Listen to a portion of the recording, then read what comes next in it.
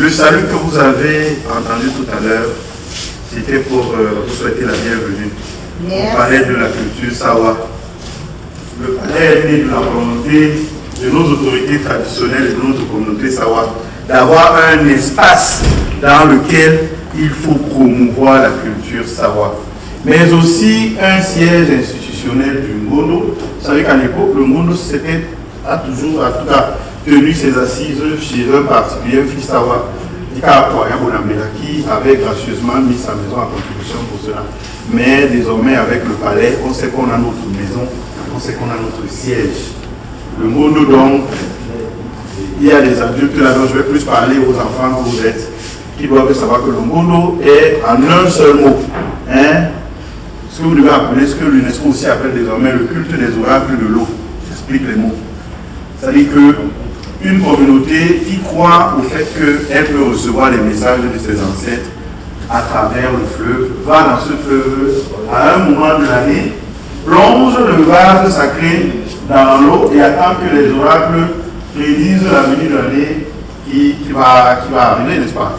C'est-à-dire que, essayez d'imaginer, quelqu'un rentre dans les eaux du Vouri, comme vous voyez le papa avec les sangas là-bas, le panier là. Il revient des eaux avec le message déjà. Le message ne consiste pas, le message consiste simplement à prédire l'avenir. C'est pour ça qu'on parle d'oracle. Un oracle, c'est quelqu'un qui prédit l'avenir. Donc cette année, le 5 décembre, en tout cas le dernier dimanche du mois de décembre, le premier dimanche du mois de décembre prochain, quelqu'un, un prêtre qui est bien spécialisé, bien initié pour cela, va plonger le vase et va attendre quelques instants plus tard que les oracles de l'eau lui envoient le message pour l'année qui va commencer. Vous vous souvenez, en 2025, quand on a prolongé le vase, le message est venu, il est éveillé. C'est ça le thème de l'année. Il faut être éveillé, c'est l'éveil. Il faut vraiment avoir le discernement d'éveil. Donc c'est ça. Mais, je ne sais pas, je n'ai pas envie de vous laisser comme ça. J'ai envie de vous égayer le cœur un peu et le corps. Vous allez donc me dire, est-ce que vous savez comment, quelle est la circonstance qui a conduit à la naissance du Ngondo? Vous ne savez pas. C'est dans l'heure du conte.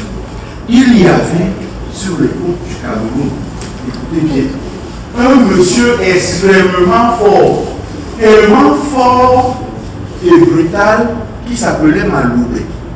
Maloubé était d'une force incroyable et quand il arrivait sur les côtes, il trouvait vos tomates, vos poissons. Il prenait tout ce qu'il trouvait sur place. Il arrachait de force. Il était tellement fort que personne n'arrivait à battre Maloubé.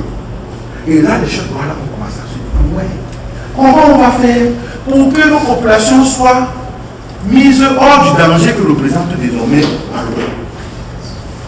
Elles sont, donc ces autorités traditionnelles sont allées voir un jeune lutteur. Il était pratiquement très fort. Il s'appelait Ngomninga. Ngomninga et Maloubé ont donc décidé d'avoir une lutte tous les deux. Mais attention, ce n'était pas le karaté, ce n'était pas le tchouk-tchouk-tchouk, c'était l'histoire. Quand j'avais un problème avec toi, je n'allais pas commencer à le récupérer.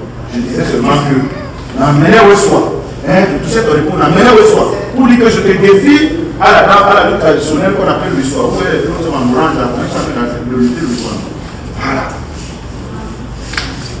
Ngomninga et Maloubé ont donc décidé que dans 2 semaines, ils vont mener leur lutte traditionnelle du soir.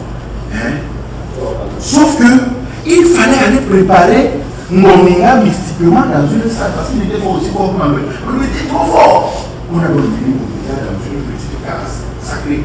On a appoint des choses, on a embauché son corps, on l'a travaillé, on lui a fait voir les décoctions pour que le jour de la lutte, le jour du combat, qu'il soit très fort comme Maloubé. Et même plus que Maloubé. Ah voilà le jour de la lutte qui est arrivé. Quand chacun entrait seulement, vous allez nous applaudir tout le monde.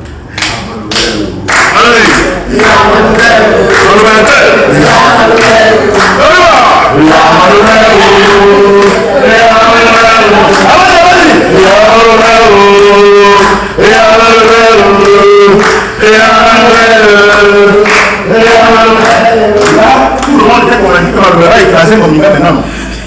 La lutte a commencé. Je vous assure, dès qu'on a donné seulement le coup d'envoi, Maloubé a attrapé Ngomninga, a se levé comme ça. La terre, les écailles et tout, le vent de la terre a commencé à trembler comme ça là. Il a tapé Ngomninga au sol.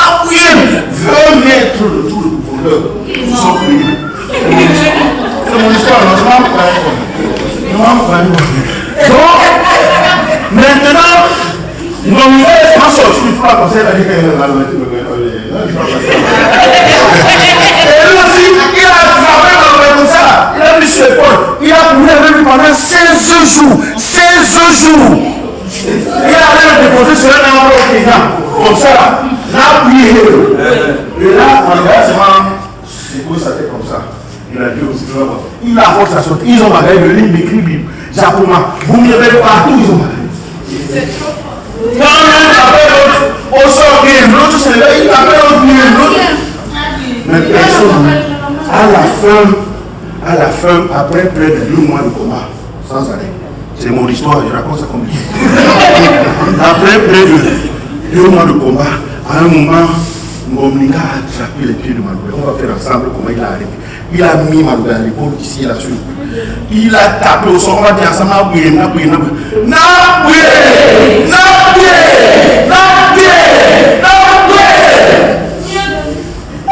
Maloubé, attendez à Fénica. Il ne pouvait plus. Maintenant, Ngomlinga venait de gagner, non? Maintenant, la danse maintenant commence. On va danser. Et Yamalou, et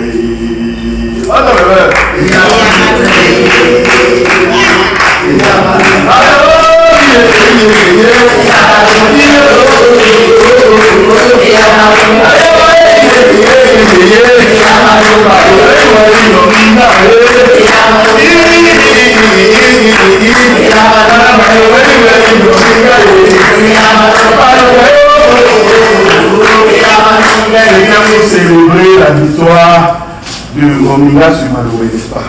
Maloubé n'a pas pu, la chanson n'est comme Maloubé. Et où est Ngomlinga? Maloubé n'a pas pu venir à bout de Ngomlinga, donc Ngomlinga l'avait. Vous savez ce qu'on a fait de Maloubé?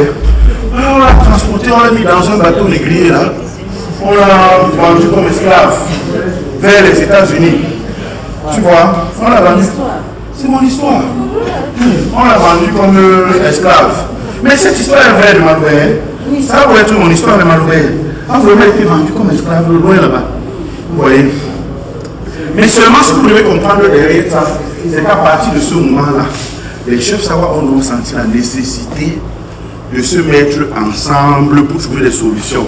Que ce soit pour fixer les tarifs des prix, les tarifs des objets sur le marché, l'huile, le palme, etc.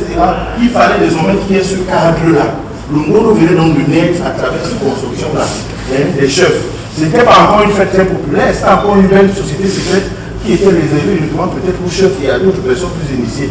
Avec l'évolution, donc, le monde a commencé à s'ouvrir au public et à devenir une fête très très populaire. Donc, au départ, c'était vraiment quelque chose de très restreint, donc c'est cela. Voilà. Et vous savez que un bon Sawa doit toujours avoir sa pagaie. C'est pour ça que nous, on aime beaucoup l'eau. Vous voyez ces hommes-là sur le fleuve Bouri, n'est-ce pas? Ce sont des pêcheurs. Mais on utilise l'eau pour nous laver. On utilise l'eau pour pêcher, pour manger le porc manga qui sort souvent du fleuve Bouri, pour manger les crevettes. Et tout ça, c'est parce que nous aimons beaucoup.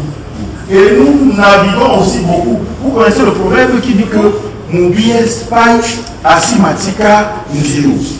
Parce que he who has a paddle will never miss transport. Celui qui sait pagayer ne va jamais manquer de transport. Parce que derrière les maisons de chaque parent, il y avait toujours quelques pailles, quelques baguettes. Vous savez pourquoi le papa, même si quelqu'un n'avait pas de pirogue, il avait toujours la paquette. Pourquoi? Parce que même quand il est en train de vouloir aller à Bonasama, et qu'il voit les pêcheurs qui sont en train de quitter le Bologna pour aller à Bonasama, il dit seulement que ouais, et on va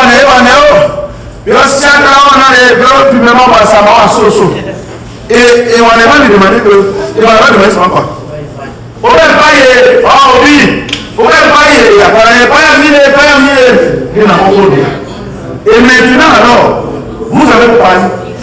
Attraper alors chacun attrape son pain. Chacun attrape sa baguette. Attraper ça du côté gauche. Allez, allez, allez,